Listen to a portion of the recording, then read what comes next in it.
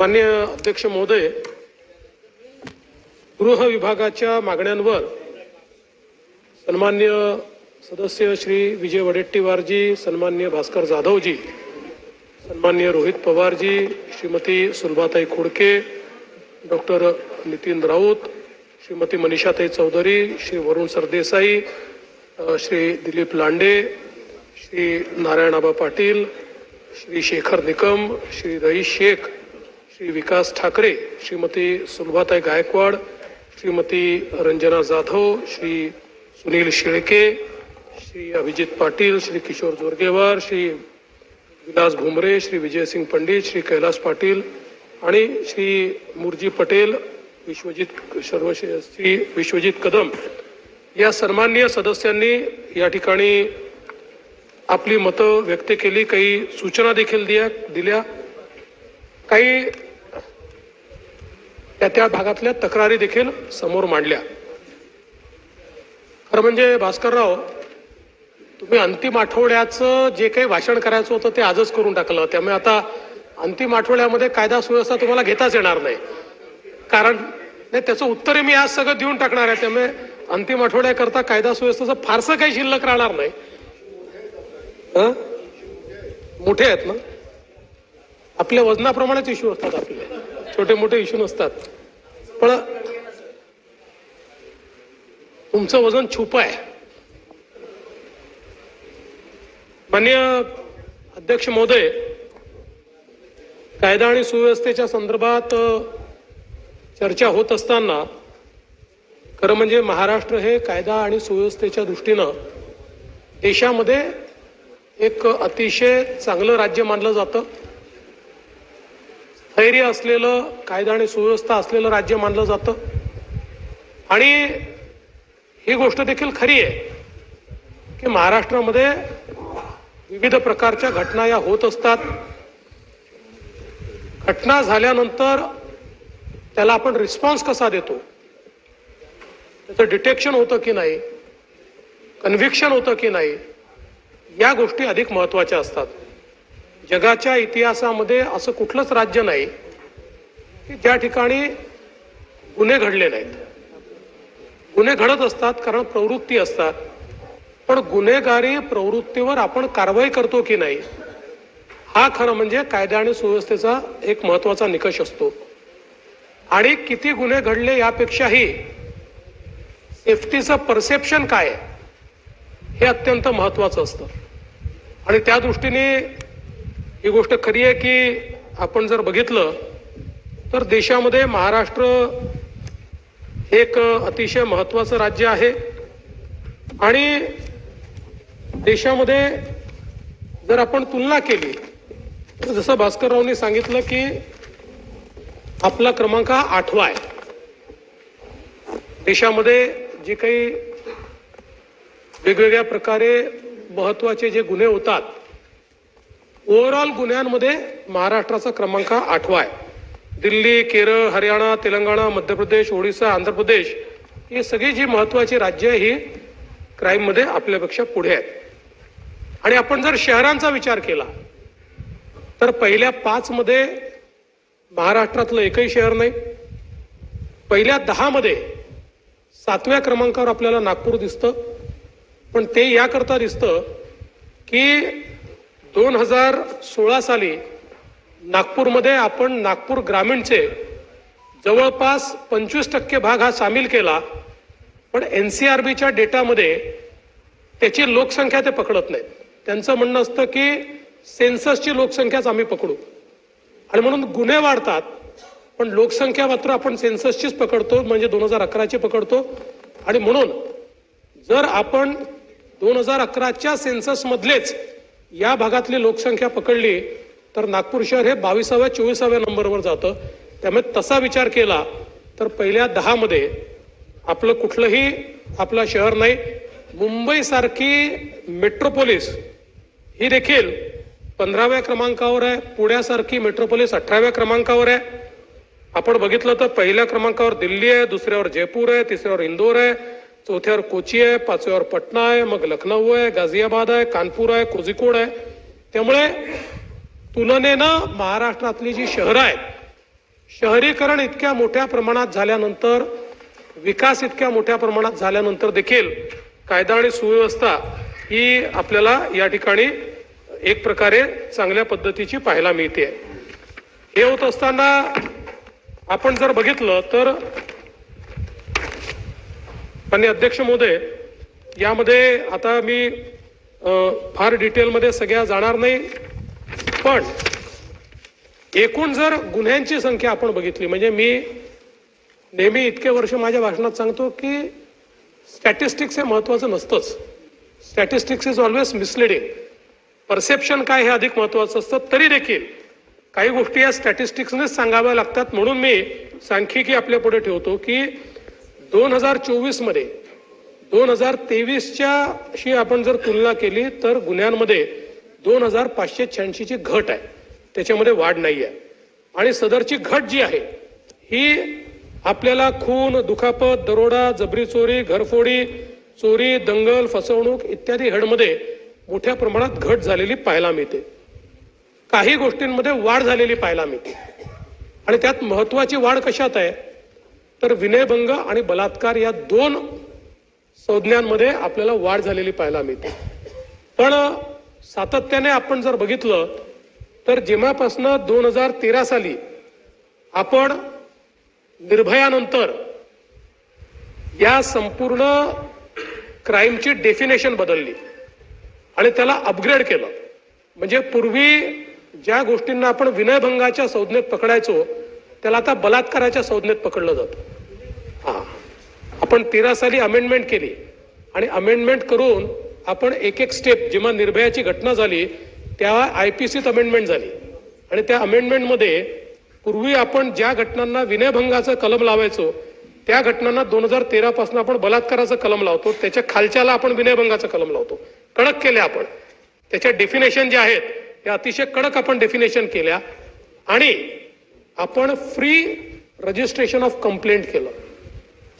Free registration of complaint म्हणजे कुठलीही complaint आली तर ती आधी रजिस्टर करायची. म्हणजे यातल्या अनेक कंप्लेंटमध्ये नंतर असं लक्षात येतं की लग्नाचं आमिष दाखवलं होतं, त्यांचं कमिटेड रिलेशनशिप होती, नंतर मग कोर्टात गेल्यानंतर ते सांगतात की आता आमचं मिटलेलं आहे. पण फ्री रजिस्ट्रेशन, आणि म्हणून 2013 पासून जर आपण बघितलं तर एकही वर्ष असं नाही, 13च्या वर्षी 12च्या तुलनेत प्रचंड वाढ झाली आहे आणि त्यानंतर दरवर्षी कन्सिस्टंट वाढ आहे. पण ही जी वाढ आहे ही एक प्रकारे चिंताजनक जरी असली तरी दुसऱ्या प्रकारे समाधानकारक आहे.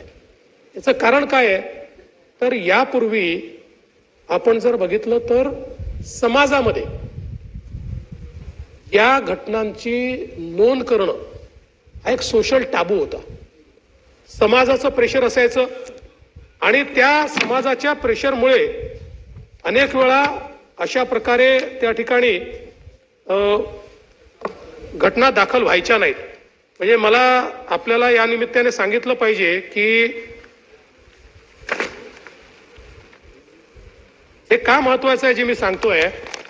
आपण जर महिलांवरचे अत्याचार या संज्ञेत बघितलं तर बलात्कारामध्ये आरोपीचं जे वर्गीकरण आहे त्याच्यामध्ये ओळखीच्या आरोपींचं वर्गीकरण किती तर 21 साली ते 98.77% आहे, 22 साली ते 99% आहे, 23 साली ते 99.40% आहे, 24 साली ते 99.58% आहे. म्हणजे फक्त 0.42% बलात्कार किंवा अशा प्रकारच्या घटना अनोळखी लोकांनी केलेल्या आहेत आणि 99.58% या ओळखीच्या लोकांनी केलेले बलात्कार आहेत.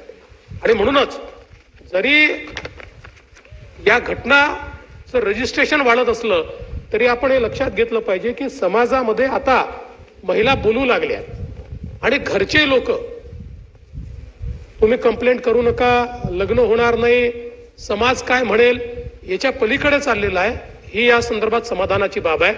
आणि महत्वाचं हे आहे की याच्यामध्ये आता आपण जर बघितलं तर मोठ्या प्रमाणात जे काही चार्जशीट आहे त्या चार्जशीट अत्यंत वेगानं आपण आता या ठिकाणी दाखल करतो.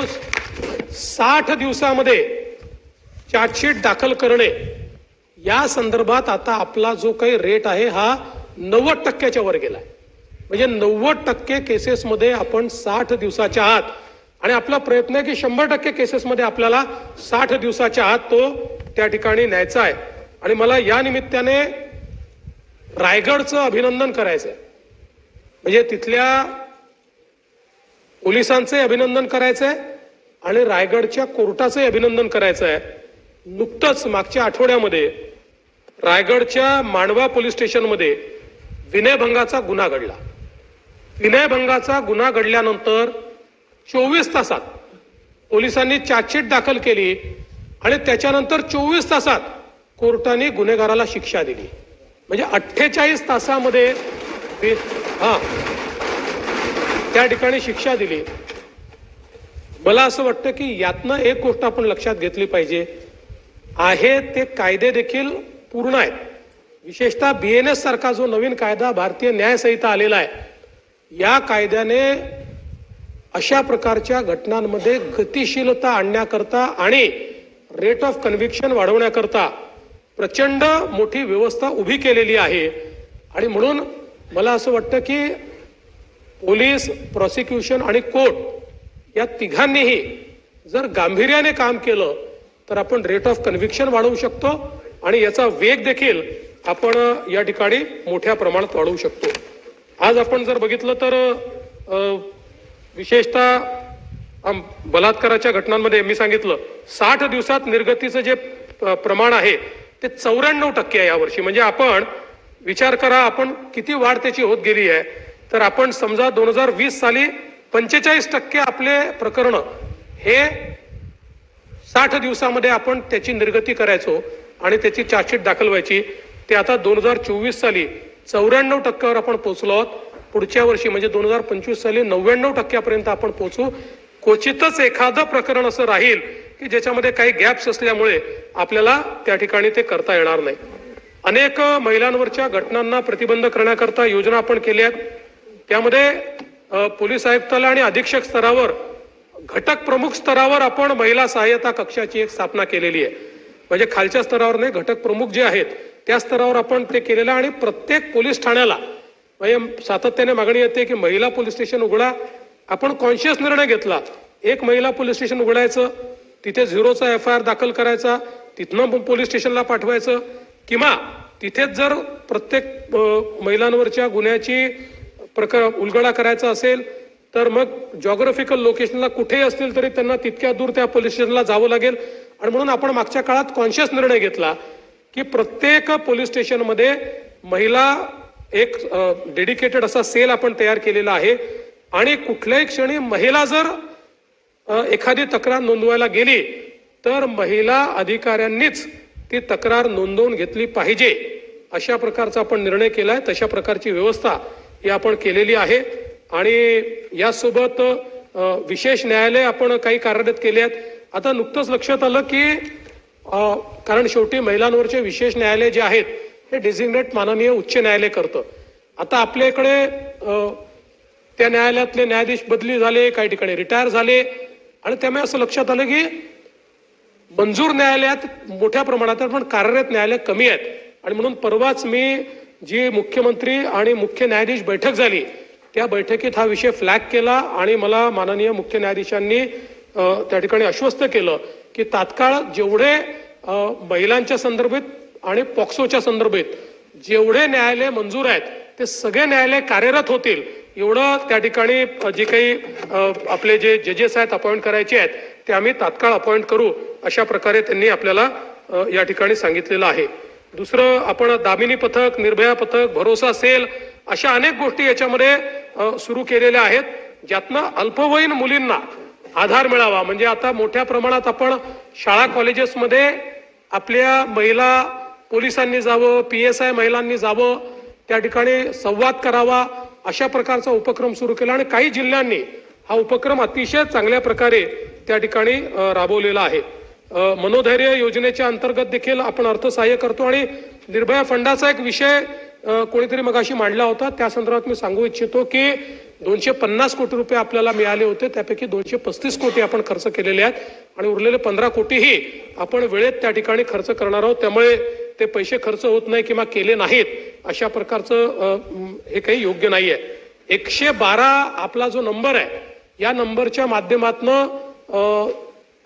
तातडीनं महिलांना जी काही मदत मिळाली पाहिजे किंवा इतरांनाही मदत मिळाली पाहिजे या संदर्भात आता रिस्पॉन्स टाइम मध्ये देशामध्ये आपण दुसऱ्या क्रमांकावर आलो आणि आपण सांगतो म्हणून नाही तर हा जो काही रिस्पॉन्स टाइम आहे हा केंद्र सरकारशी लिंक्ड आहे. कारण आता सगळं आपलं CCTNS मुळे आणि आपली सगळ्या सिस्टीम डिजिटल असल्यामुळे प्रत्येक गोष्ट रेकॉर्ड होते.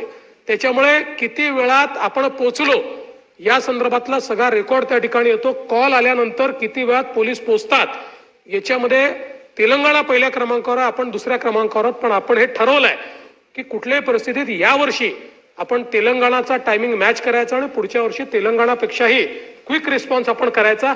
त्या दृष्टीने ज्या इन्फ्रास्ट्रक्चर गॅप्स आहेत त्या गॅप्स पूर्ण करण्याचा प्रयत्न हा आपण या ठिकाणी करतो आहोत. अनैतिक मानवी वाहतूक या संदर्भात आपण एक समन्वय कक्षाची स्थापना केलेली आहे. विशाखा समिती आपण स्थापन केली आहे. पीडित महिलांच्या सहायतेसाठी 124 समुपदेशन कक्ष आपण तयार केलेले आहेत आणि जनजागृती प्रबोधन या सर्व गोष्टींकरता मोठ्या प्रमाणात आपण त्या ठिकाणी प्रयत्न करतो. लहान मुलींचे लैंगिक अत्याचार जे आहेत या संदर्भातही आपण मोठ्या प्रमाणात काम सुरू केलं आणि सगळ्यात महत्वाचं जे आपल्या पोलिसांनी चांगलं काम केलेलं आहे ते म्हणजे ऑपरेशन मुस्कान, जे आपण 2016 पासून सुरू केलं, 15 पासून, आणि 2015 पासून 2023 पर्यंत 12 ऑपरेशन मुस्कान आपण केले आणि याच्या अंतर्गत 38,910 लहान मुलं आणि मुली यांचा शोध घेऊन त्यांना त्यांच्या घरापर्यंत आपण पोहोचवलं. आणि महाराष्ट्राने हा जो ऑपरेशन मुस्कान केलेला आहे याला देश पातळीवर देखील खूप मोठ्या प्रमाणात केंद्र सरकारने त्याची तारीफ केली आहे आणि इतर राज्यांनाही त्या संदर्भात कारवाई करण्याकरता सांगितलेलं आहे. एक स्पेशल टास्क फोर्स देखील पॉस्कोच्या संदर्भात आपण केलेला आहे आणि पॉस्कोच्या संदर्भात चार्जशीट वगैरे वेळेत झाली पाहिजे या संदर्भात आपण प्रयत्न करतो. एक 1098 ही एक टोल फ्री अशा प्रकारची व्यवस्था देखील आपण या निमित्ताने सुरू केलेली आहे. आणि म्हणून मला असं वाटतं की मोठ्या प्रमाणात हे काम आज आपल्याकडे होताना आपल्याला पाहायला मिळतं आहे. आज आपण जर बघितलं तर गुन्ह्याच्या संदर्भात मी आपल्याला सांगितलेलं आहे. यासोबत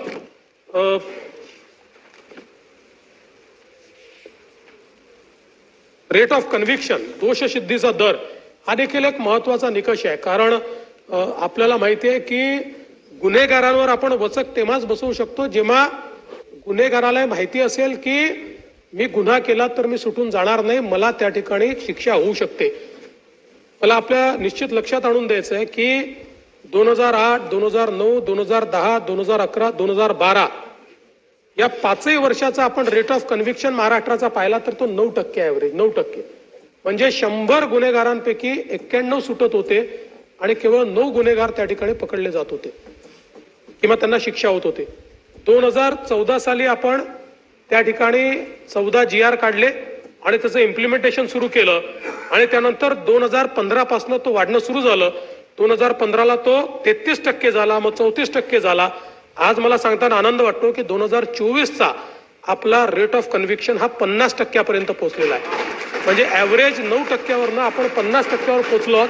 जे गुन्हेगार आपण पकडतो त्यापैकी 50% लोकांना शिक्षा होते. पण हेही अजून समाधानकारक नाहीये. आपल्याला किमान 75% पर्यंत पोहोचावं लागेल. याकरता आता आपण BNS कायद्याने जे आपल्याला व्यवस्था दिलेली आहे त्याच्या अंतर्गत मोठ्या प्रमाणात फॉरेन्सिक नेटवर्क आपण त्या ठिकाणी सुरू करतो. न्याय सहाय्यक वैज्ञानिक प्रयोगशाळा आणि उत्कृष्टता केंद्र हे आपण त्या ठिकाणी तयार केलेलं आहे. ऑटोमेटेड प्रोजेक्ट त्याचा तयार केलेला आहे. मोबाईल फॉरेन्सिक व्हॅन आपण तयार केलेले आहेत. जुनी लाखोची पेंडन्सी आपण त्या ठिकाणी पूर्णपणे बाहेर काढतो आहोत आणि या सगळ्या व्यवस्थेमध्ये आता याच्या पुढे जेवढ्या गंभीर घटना आहेत या घटनांमध्ये फॉरेन्सिक आणि टेक्निकल एव्हिडन्स हा फॉरेन्सिक व्हॅन त्या ठिकाणी जाऊनच जमा करेल अशा प्रकारचा निर्णय आपण घेतलेला आहे. फॉरेन्सिक एनालिस्ट आपण त्याकरता केलेले आहेत आणि यासोबत आता जे सगळे पुरावे आहेत हे ब्लॉकचेन पद्धतीनं ते पुरावे त्या ठिकाणी आपण जमा करणार आहोत. आपल्याला कल्पना आहे की पूर्वी आपण नेहमी ऐकायचो की चाकू वेगळा बदलून टाकला आणि मग माणसाला मारलेल्या चाकूच्या ऐवजी कुत्र्याला मारलेला चाकू दिला आणि मग तो सुटून गेला. आता ही सगळी पद्धती ब्लॉकचेन मध्ये जात असल्यामुळे कोणालाही एव्हिडन्स टॅम्पर करण्याची त्या ठिकाणी संधीच मिळणार नाही, अशा प्रकारची व्यवस्था आपण केलेली आहे. आणि या सगळ्याकरता सगळ्याचं चित्रीकरण करण्यात येणार आहे. अनेक वेळा आपण पाहतो की आपले जे काही पंच असतात ते नंतर असं निघतं की पंचाला पोलिसांनी पोलीस स्टेशनमध्ये आणूनच त्या ठिकाणी त्याच्याकडनं बयान घेतलेलं आहे आणि मग तो पंच होस्टाईल होतो. आता सगळ्या पोलिसांना आपण टॅब देतो आणि टॅब जोपर्यंत मिळत नाही तोपर्यंत ते मोबाईलवर करणार आहेत. सगळं घटनास्थळावरचं काम, पंचनामा याचं चित्रीकरण आता होणार आहे. त्यामुळे तो तिथे उपस्थित आहे की नाही, त्या ठिकाणी ती गोष्ट आहे की नाही, या सगळ्या गोष्टीचं चित्रीकरण आपण त्या ठिकाणी करतो आहोत. आणि म्हणून मोठ्या प्रमाणात हा कन्व्हिक्शनचा रेट वाढवण्याच्या दृष्टीनं आपलं जे काही प्रयत्न आहेत ते प्रयत्न चाललेले आहेत. आणि त्यातून मला विश्वास आहे की आपण चांगल्या प्रकारचं हे जे 50% आता पोहोचलेलो आहोत ते आपण वाढवत तिथे पलीकडे आपण चांगल्या प्रकारे नेऊ. सायबरच्या संदर्भात देखील खरं म्हणजे मला या ठिकाणी सांगितलं पाहिजे की आता आपण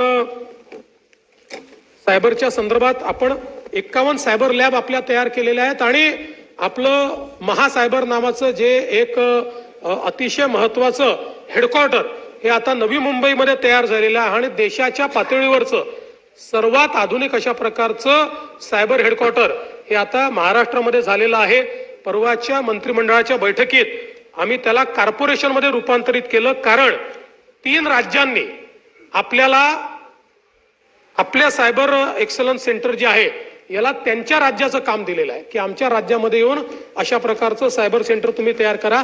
आणि 2 देशांनी आपल्याला आता एक्सप्रेशन ऑफ इंटरेस्ट दिलेला आहे की अशा प्रकारचं सायबर सेंटर हे आमच्या देशामध्ये आपल्याला तयार करायचं आहे. म्हणून आपल्याकरता तर हे सायबर सेंटर काम करेलच, पण आपला प्रयत्न असा आहे की कॉर्पोरेशन तयार करून त्यातनं कमर्शियली देखील आपण अशा प्रकारचे सायबर सेंटर तर तयार करूच, पण त्यासोबत देशभरामध्ये किंवा राज्यातल्या कुठल्याही बँकेमध्ये, कुठल्याही इन्स्टॉलेशनमध्ये, कुठल्याही इंडस्ट्रीमध्ये, कुठल्याही फॅक्टरीमध्ये त्या ठिकाणी सायबरशी संबंधित ऑडिट हे करण्याची कॅपेबिलिटी आपल्याकडे आज देशातले जे सगळे मोठे टूल्स आहेत हे सगळे लायसन्स टूल आपल्याकडे आहेत. तसं मॅनपॉवर आपण त्या ठिकाणी सगळं घेतलेलं आहे. आणि म्हणून एक आता आपल्याला केंद्र सरकारने 1045 हा नंबर देखील आता अलॉट केलेला आहे. आतापर्यंत गेले 6 महिने आपण प्रायोगिक स्तरावर हे चालवत होतो, आता गोलेव आपण ते केलेलं आहे.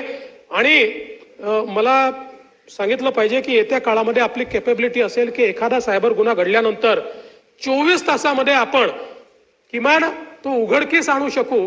आणि जर गोल्डन अवर मध्ये आपल्याला त्याची माहिती मिळाली तर तो सगळा पैसा देखील आपण थांबवू शकू, अशा प्रकारची कॅपेबिलिटी आपण केली आहे. कारण या आपल्या सायबर प्लॅटफॉर्मशी सगळ्या बँक, सगळ्या NBFC, सगळे सोशल मीडिया जे काही तुमचे प्लॅटफॉर्म्स आहेत या सगळ्यांना आपण त्याच्याशी इंटिग्रेट केलेलं आहे.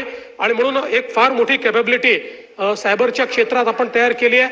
आपल्याला कल्पना आहे की आज सगळ्यात जास्त आपल्याला सायबर गुन्ह्यांचा सामना करावा लागतोय आणि हजारो कोटी रुपये हे लोकांचे जात आहेत. आणि उशिरा कंप्लेंट्स आल्यामुळे गुन्हा जरी उघडकीस आला तरी 10 राज्य 10 देश परिवर्तित करून कुठल्या तरी अशा देशाच्या खात्यामध्ये पैसे जातात की ज्या देशाशी आपला कुठलाही करार नाही आणि त्यामुळे ते पैसे आणणं आपल्याला अतिशय कठीण जातं.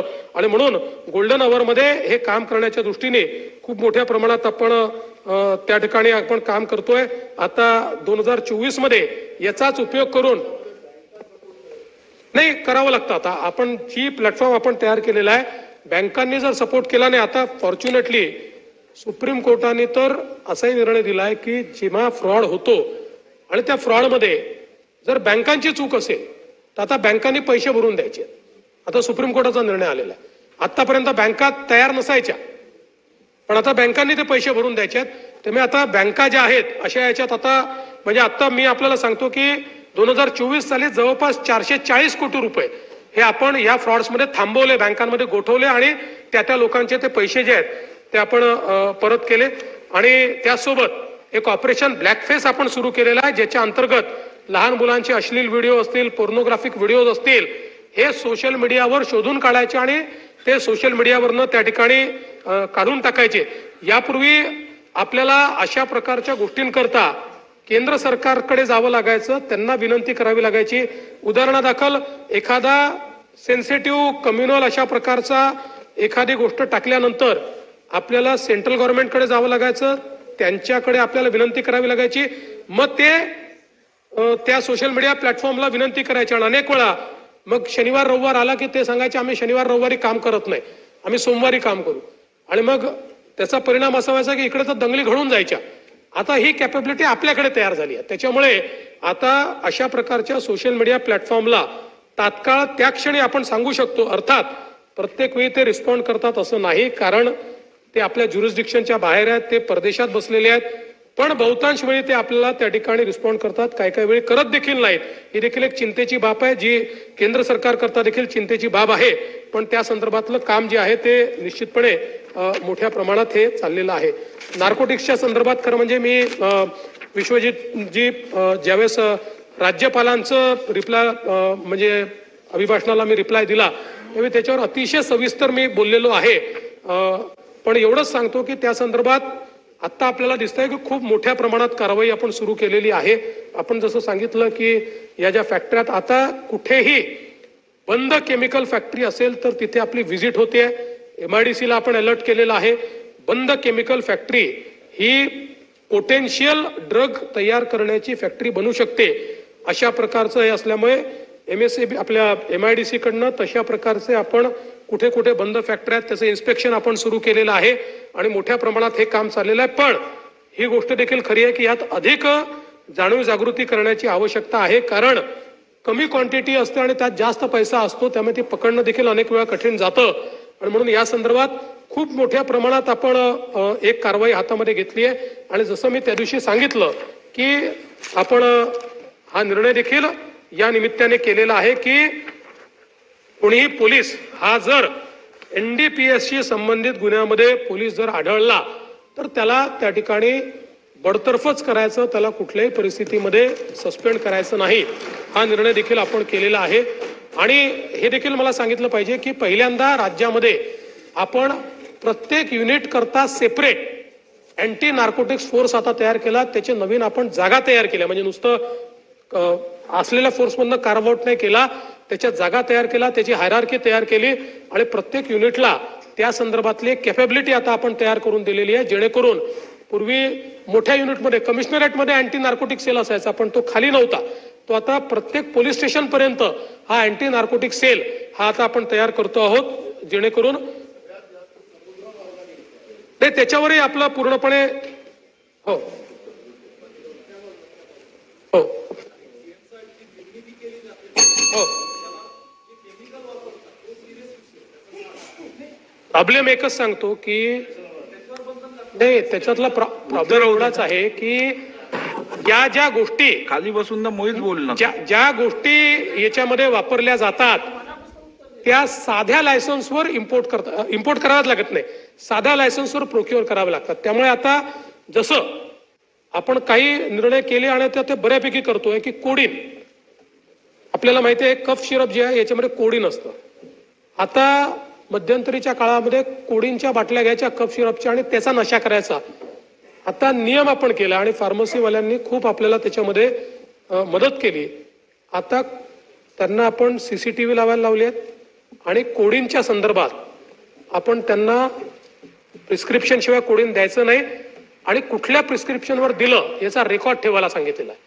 त्यामुळे कुठेही आपण इन्स्पेक्शन केल्यानंतर आपल्याला त्याचा रेकॉर्ड आता पाहता येतो आणि याच्यामुळे कोडीनचं इम्पोर्ट हे अचानक आपण पाहिलं असेल तर कमी झालेलं आहे. त्यामुळे त्याच्यावर आपण तशा प्रकारे करतोय. पण हे जे आज सिंथेटिक ड्रग्ज आहेत ज्याच्यामुळे तरुणाई पण खराब होते, हे सिंथेटिक ड्रग तयार करणं फार सोपं आहे. म्हणजे कढाईमध्ये रस टाकून जसं आपण तयार करतो तशा प्रकारे ड्रग्ज तयार होत आहेत. आणि म्हणून ही आपल्याकरता चिंतेची बाब आहे. याच्याकरता काही खूप एक्झॉटिक केमिकल्स वगैरे काही लागत नाहीत, साध्या केमिकलने तयार होतात. म्हणून याच्यावर आपल्याला इंटेलिजन्सच्या मदतीनेच कारवाई करावी लागते, ती आपण करतो आहोत. आणि याच्याशी संबंधित जे केमिकल्स आहेत ते कोण कोण त्या ठिकाणी कोणाकडे लायसन्सेस आहेत ते बरोबर वापरतायत की नाही या संदर्भातही इंटेलिजन्स जमा करण्याचं काम आपण या ठिकाणी करतोय. मला एक गोष्ट अजून या ठिकाणी सांगितली पाहिजे की जी नॅशनल फॉरेन्सिक लॅबोरेटरी आहे या नॅशनल फॉरेन्सिक लॅबोरेटरीनी आता national forensic science university, not laboratory, या नॅशनल फॉरेन्सिक सायन्स युनिव्हर्सिटीने आपले 3 केंद्र युनिव्हर्सिटी 3 ठिकाणी तयार करण्याचं ठरवलंय.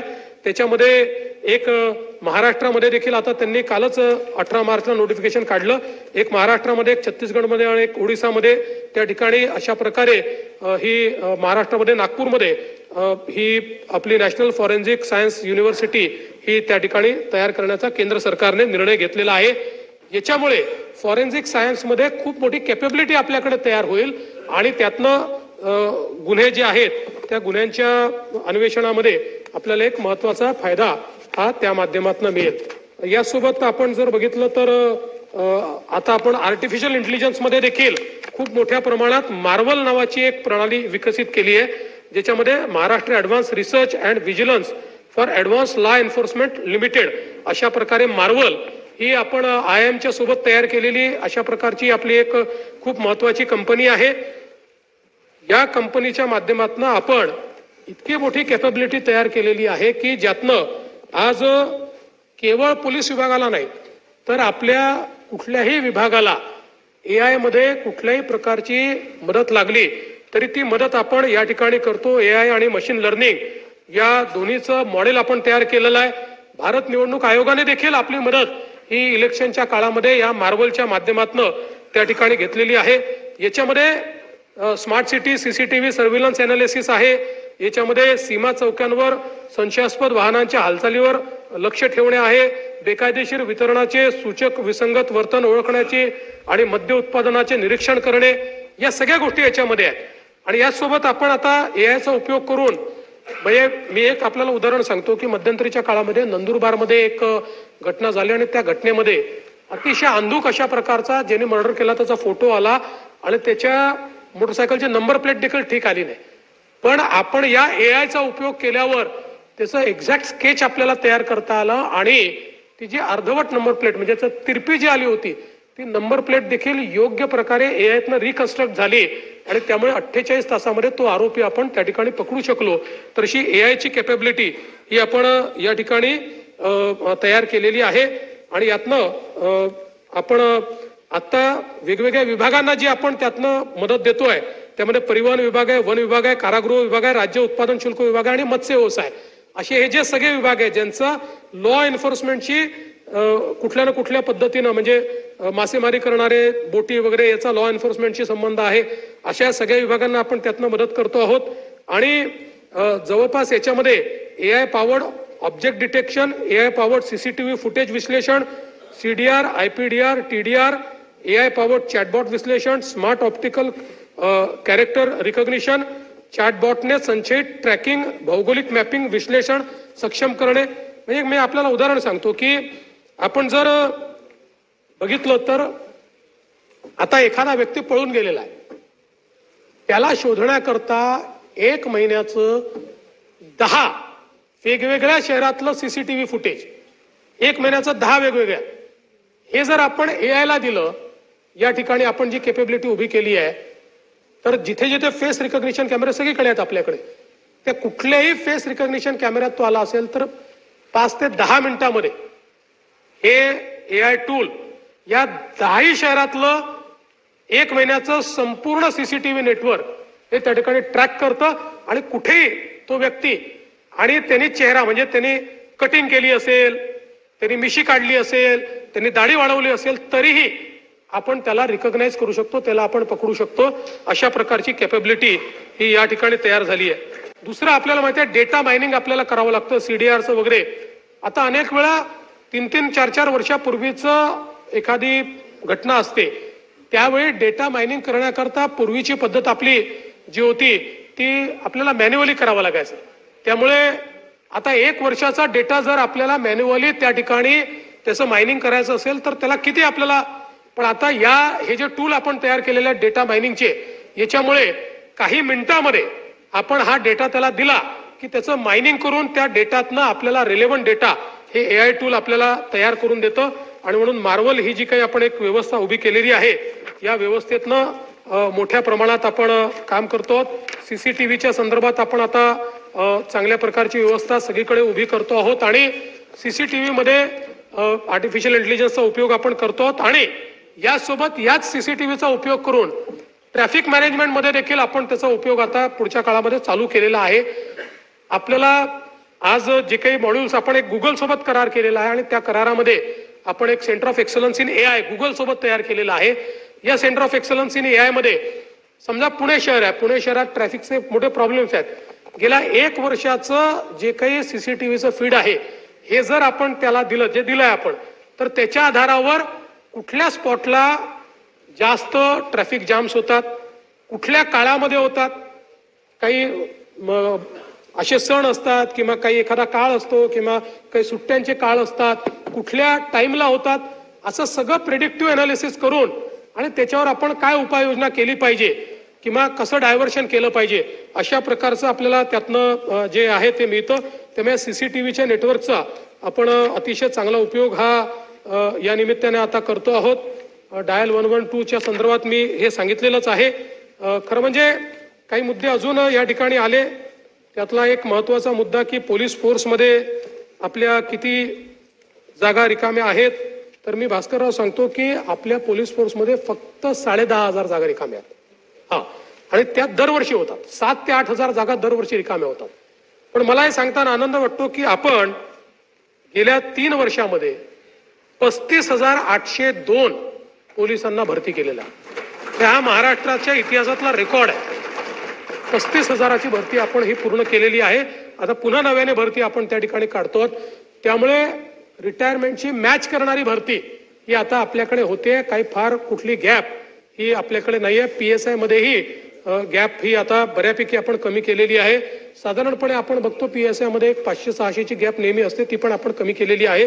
त्यामुळे आता पोलिसांच्या एकूण संख्येमध्येही कुठे कमतरता नाहीये. मी एकूणच या मागण्यांच्या निमित्ताने अनेक मुद्दे अनेकांनी उपस्थित केलेले आहेत. सगळ्या मुद्द्यांना काही आपल्याला त्या ठिकाणी उत्तर देता येणार नाही, पण एवढंच आश्वस्त करू इच्छितो की आणि घोसाळकरांच्या संदर्भातली चौकशी जवळपास पूर्ण करून त्याचं आपण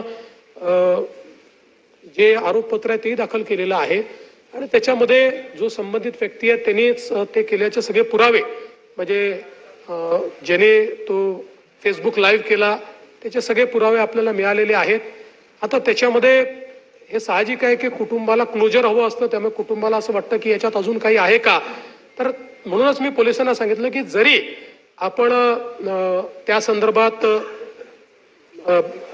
काय म्हणतात त्याला चार्जशीट दाखल केली असली तरी देखील तुम्ही चौकशी बंद करू नका. याचे काही अजून अँगल सापडतात का ते आपण बघा. तशा प्रकारचं अँगल काही असतील तर ते बघणं आमचं चाललेलं आहे. एक मुद्दा अजून या ठिकाणी मला असं वाटतं नानाभाऊ आपण बसल्या बघला रोहित पवारांनी मांडला की CP वेगळं बोलले आणि मी असं बिलकुल नाही. CPंनी हे सांगितलं की हे प्री प्लॅन होतं की नाही या संदर्भात आम्ही चौकशी करतो आहोत, या संदर्भात आम्ही त्याची माहिती घेतो आहोत. अजून आम्ही अंतिम निष्कर्षाला आलेलो नाही नागपूरच्या प्रकरणात. त्यामुळे CP वेगळं बोलले मी वेगळं. CP जे ब्रीफ करतात तेच इथे आपण बोलत असतो, काय फार आपण वेगळं बोलत नाही. त्यांच्याचकडनं आपल्याकडे ब्रीफिंग येतो. आणि मी पुन्हा सांगतो नागपूरच्या प्रकरणामध्ये ज्यांनी पोलिसांवर हल्ला केलेला आहे त्यांना कबरीतने खोदून काढू, सोडणार नाही. बाकी सगळ्या गोष्टी क्षम्य आहेत पण पोलिसांवर हल्ला हा क्षम्य नाही. त्यामुळे त्यांच्यावर जी स्ट्रिक्टेस्ट कारवाई आहे ती कारवाई करून विविक्षित वेळेमध्ये त्यांच्यावर ही सगळी कारवाई केली जाईल. पण आता नागपूर शांत आहे.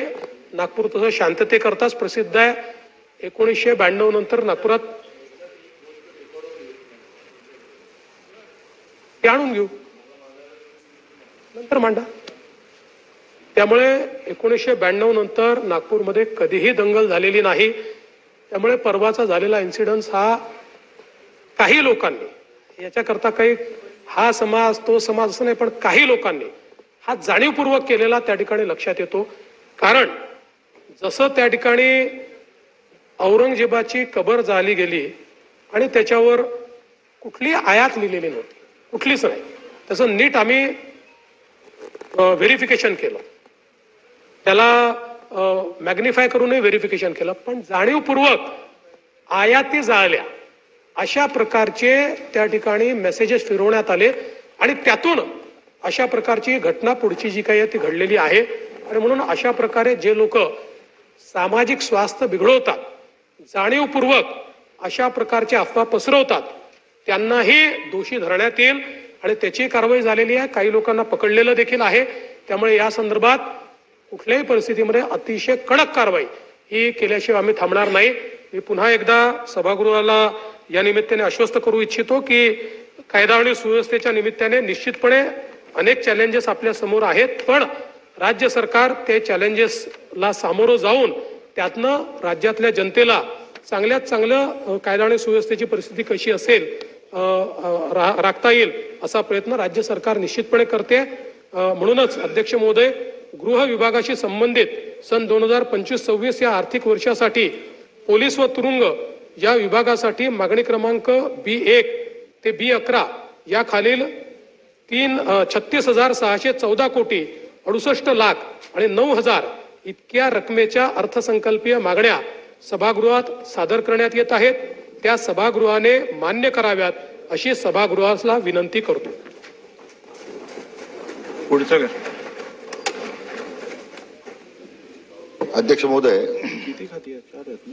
जलसंपदा विभागाच्या मागण्यांच्या दरम्यान या सन्मान्य सदस्यांनी त्या चर्चेत भाग घेतला. ते सन्मान्य विजयजी वडेट्टीवार,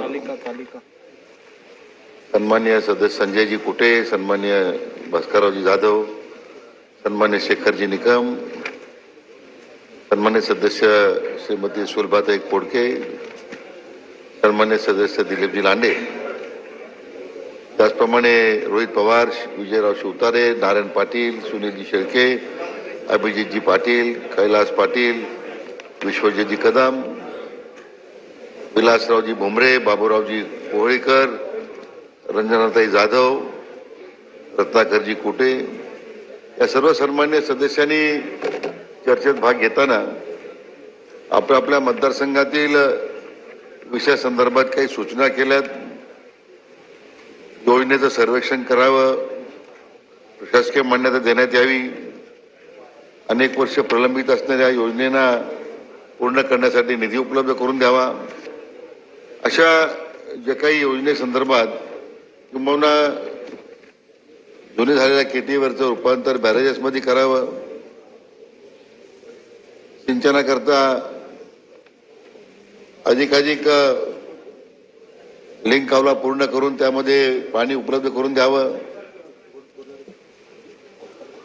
वेगवेगळ्या खोऱ्यातून नदीजोड प्रकल्पाच्या माध्यमातून आपल्याला निधी उपलब्ध करून त्या ठिकाणी योजना पूर्ण कराव्यात, अशा प्रकारच्या मागण्या सन्मान्य सदस्यांनी या ठिकाणी केलेल्या आहेत.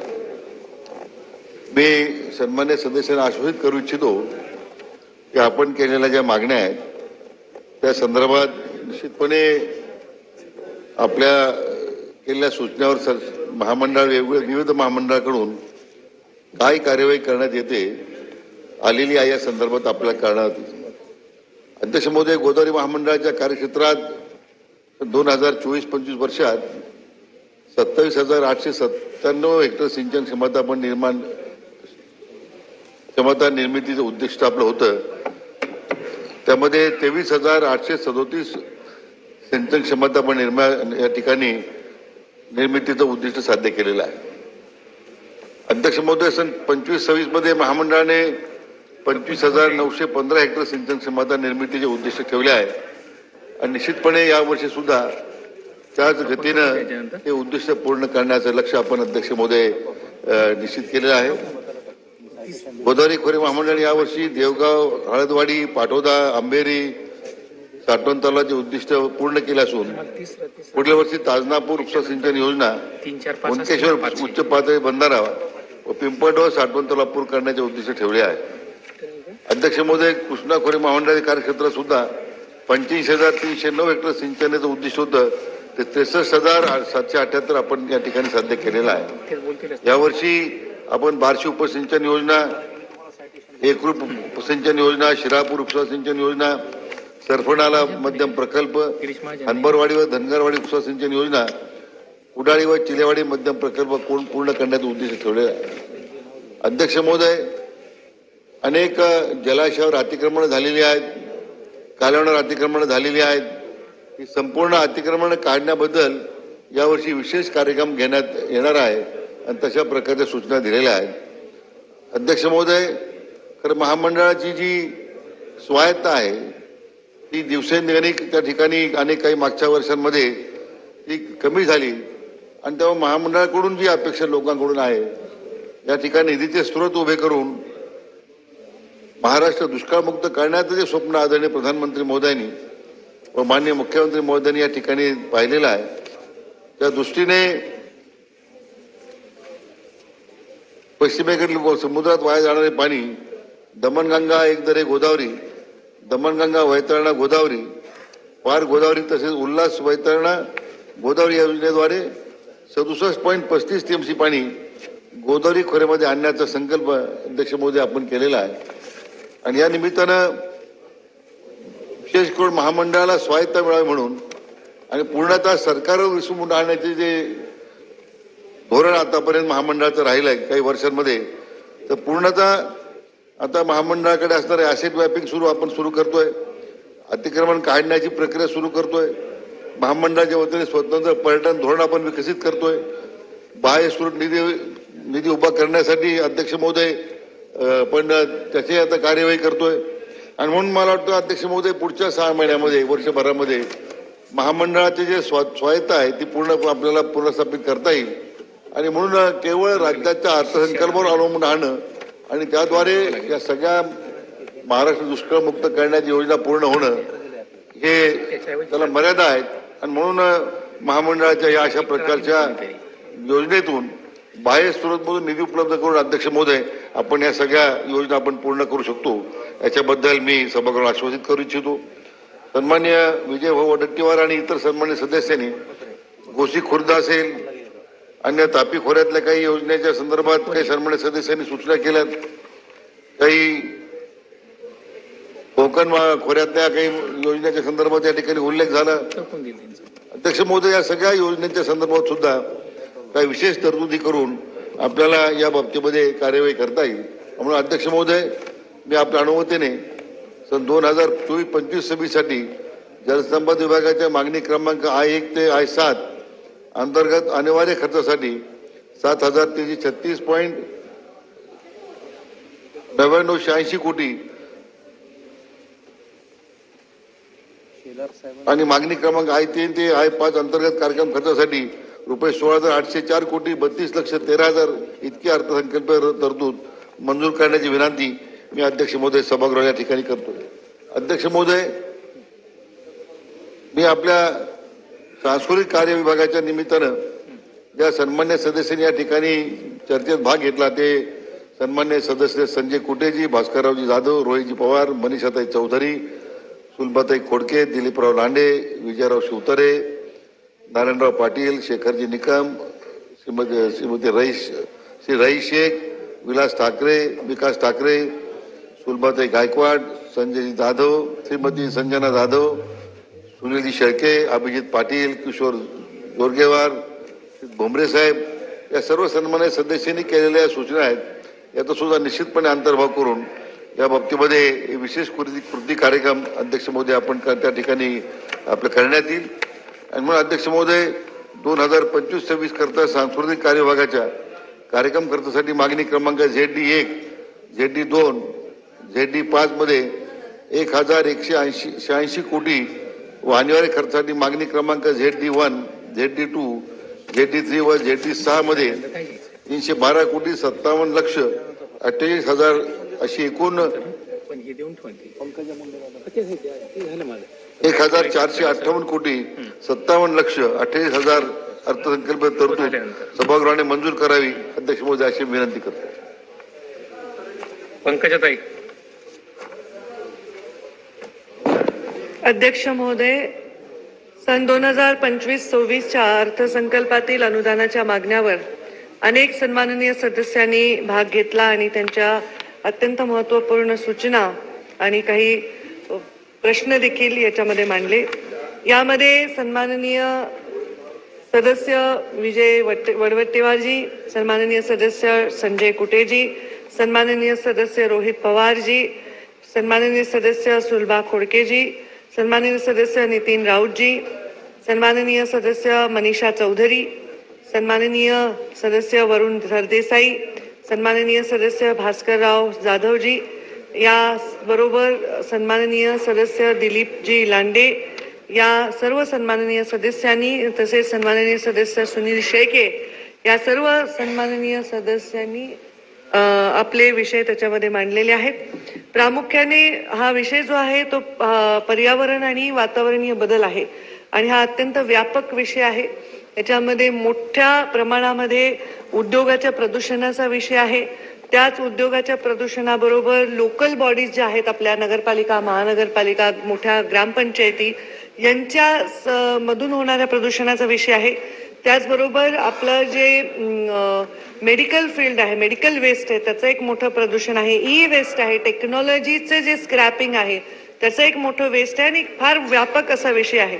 यामध्ये आपण महत्वाचे मुद्दे जे मांडले त्याच्यामध्ये सन्माननीय सदस्य नितीन राऊतजी यांनी सुद्धा विषय मांडलेला आहे. भास्करराव जाधवांनी सांगितलं याच्यामध्ये की आपल्या भागामधील रत्नागिरीमध्ये जिंदाल या कंपनीमध्ये विषारी वायूची गळती झाली होती आणि त्याच्यावर कारवाई करण्यासंदर्भात.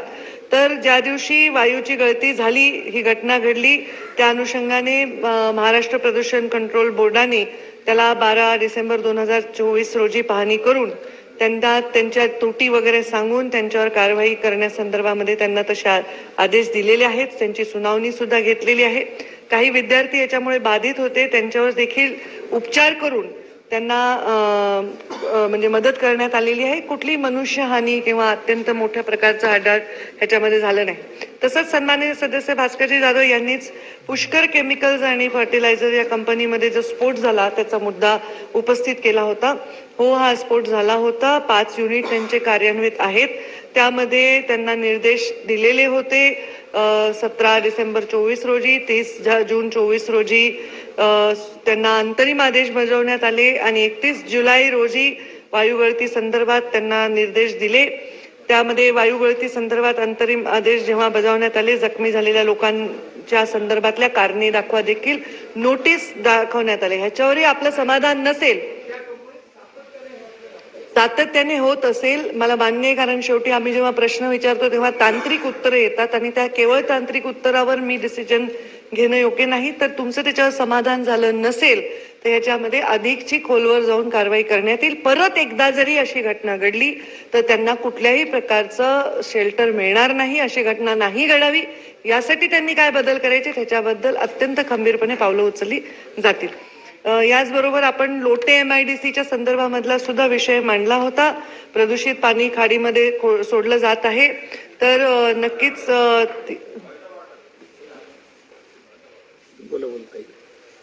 लोटे MIDC मध्ये मागे वर्षामध्ये काही स्फोट झाले होते. त्याच्यामध्ये पोल्युशन कंट्रोल बोर्डाने तिथे भेटी दिल्या आहेत, उद्योगावर कारवाई केलेली आहे. स्फोट सदृश्य अपघात झालेला होता. त्या ठिकाणी पाण्याची आणि हवेची गुणवत्ता तपासून पाहिलेली आहे. त्यांच्या संदर्भामध्ये त्यांना उत्पादन बंद करण्याचे आदेश देखील देण्यात आलेले आहेत. याचबरोबर नितीनजी राऊत यांनी जंगलतोडीविषयी महत्वाचा विषय मांडला होता. नक्कीच जंगलतोड कमी झाली पाहिजे, वृक्षारोपण जास्त झालं पाहिजे. हे जे उद्योग आहेत जे प्रदूषण करतात त्यांनी ग्रीनरी वाढवावी, ग्रीन कव्हर वाढवावं, याच्यासाठी त्यांचा जास्तीत जास्त CSR खर्च व्हावा आणि त्यांनी त्याच्यावर जास्तीत जास्त उपाययोजना कराव्या. नदीमध्ये, पाण्यामध्ये कुठल्याही नदीच्या पाण्यात रसायन मिश्रित पाणी सोडण्याला मनाई आहे. कोणत्याही उद्योगाला अशी कुठलीही परवानगी देण्याचं कारण नाही. पण जेव्हा आपण कायदे करतो, आत्ताच आपण गृह विभागाची चर्चा सन्माननीय मुख्यमंत्र्यांनी सुंदर विस्तृत उत्तर दिलं. कायदे आपण कठोर करतो पण कायदे मोडले जातात तर कठोर शिक्षा सुद्धा आपण करतो.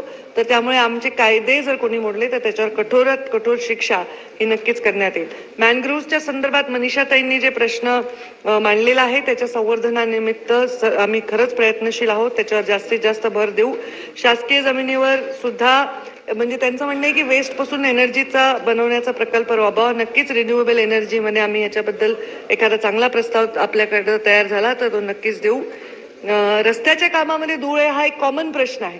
आता मी स्वतः परवा जेव्हा अधिवेशनाला येत होते कोस्टल हायवेवर पूर्ण ते धूळ उघडी होती आणि ते उडत होती. तर मी लगेच नोटीस दिली त्यांना, लगेच मी फोन केला, माझ्या सेक्रेटरीला नोटीस दिली आणि जेव्हा मी परत जात होते त्याच्यावर आच्छादन घातलेलं होतं. म्हणजे आपण जर जागरूकतेने अशा छोट्या छोट्या गोष्टींचं पालन केलं आणि आम्हाला कळवलं तर आम्ही तात्काळ त्यांच्यावर कारवाई करू. एवढं अलर्ट नक्कीच डिपार्टमेंट राहील की तुम्हाला काम करताना प्रदूषण करण्यासाठी अधिकार त्यांना नाहीये आणि त्याच्याबद्दल आम्ही कारवाई करत आहोत. आता खरं तर हा विषय इतका विस्तृत आहे, सर्वांनी चांगले मुद्दे वेगवेगळे मांडलेले देखील आहेत. सन्माननीय सदस्य विजय वडवट्टीवार यांनी देखील ठीक आहे, जे उपस्थित आहेत त्यांचा मी विषय मांडला. सन्माननीय सदस्य सुनील शेळके यांनी देखील विषय मांडला. खरं तर त्यांनी अभिनंदन केलं की चांगलं काही उपाययोजना आपण करत आहोत आणि एवढं बजेट आपण मुळा मुठा आणि इंद्रायणी नदीच्या पुनर्जीवनाच्यासाठी दिलेला आहे, तर त्याच्याबद्दलही आम्ही जागरूकपणे काम करू. मी आत्ताच त्याची बैठक घेतली, त्याचंही थर्ड पार्टी ऑडिट होईल, कारण हजार कोटीचे हे प्रोजेक्ट आहेत आणि ते वेळेवर पूर्ण व्हावे आणि STP व्यवस्थित चालावे याच्यासाठी आम्ही कटिबद्ध आहोत. या डिपार्टमेंटच्या माध्यमातून येणाऱ्या काळामध्ये काही चांगले निर्णय आम्ही घेतोय. त्याच्यामध्ये आपण एक कार्यशाळा घेतोय विस्तृत महानगरपालिकांची, केवळ कारण मेजॉरिटी नदीमध्ये पाणी जाते ते लोकल बॉडीज मधनं जाते, तर त्यांची वेगळी कार्यशाळा घेतोय. नगरपालिका आणि नगरपंचायतची वेगळी कार्यशाळा घेतोय आणि त्याचबरोबर आम्ही एक टास्क फोर्स, मी वेळोवेळी सांगितले, सभागृहात तयार करतोय आणि जे इंडस्ट्री व्हायलेशन करतात त्यांचं डिपॉझिट हे फार आपण मिनिमल जप्त करतो. 1500 कोटीचा प्रोजेक्ट असतो, त्याला 5 लाख जप्त झाल्याने त्याला फार फरक पडणार नाही. तर त्याच्याबद्दल एक नवीन समिती गठीत करून त्याच्याबद्दलची जी कारवाई आहे ती जास्त कशी कठोर करता येईल, म्हणजे आम्हाला काही उद्योगाला अजिबात त्रास होणार नाही याची काळजी आम्ही घेणारच आहोत. पण जे उद्योग वेळोवेळी सूचना करून देखील कायद्याचं उल्लंघन करतायत आणि अत्यंत क्षमा करण्यायोग्य नाही असं प्रदूषण करतायत, त्यांच्यासाठी आम्ही ही एक समिती स्थापन करू आणि याच्यामध्ये या संदर्भातल्या ज्या राशी आहेत त्याच्याबद्दल पुनर्विचार करू. सर्व सन्माननीय सदस्यांनी अत्यंत मौल्यवान अशी सूचना केलेल्या आहेत. वेळोवेळी आपल्या चर्चा, दालनातल्या बैठका याच्या माध्यमातून आम्ही सोडवायचा प्रयत्न करू.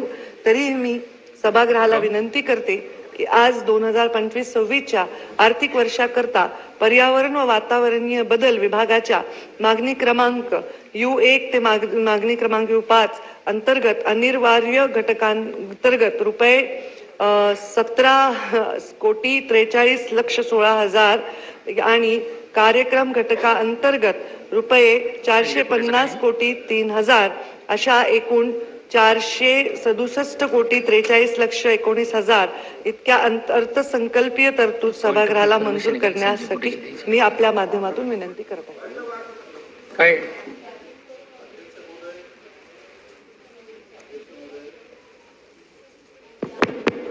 अध्यक्ष महोदय, अतिशय महत्वपूर्ण जो आपला सभागृहाचा विषय असतो अध्यक्ष महोदय, तो अर्थसंकल्पावरील मागण्या ज्या असतात प्रत्येक विभागाच्या, त्याच्यावर चर्चा असते अध्यक्ष महोदय आणि त्या मागण्याला इथं मान्यता दिली जाते सभागृहाकडून अध्यक्ष महोदय.